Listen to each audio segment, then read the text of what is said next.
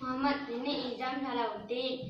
I am 50. I am number 4. Now I want to tell you how to make a glass of orange juice.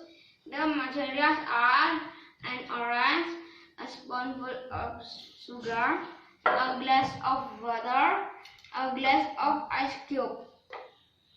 Then we need some utensils, namely a glass, a manual juice, a knife, a straw, a sponge. How to make orange juice? Cut an orange into two parts. Squeeze it with short manual juicer. Pour the orange juice into a glass. Add a spoonful of sugar.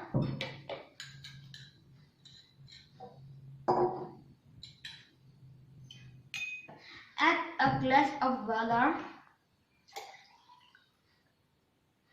Stir it well.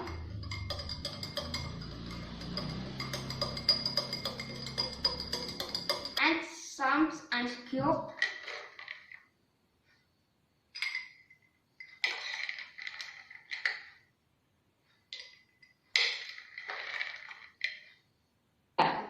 The orange juice to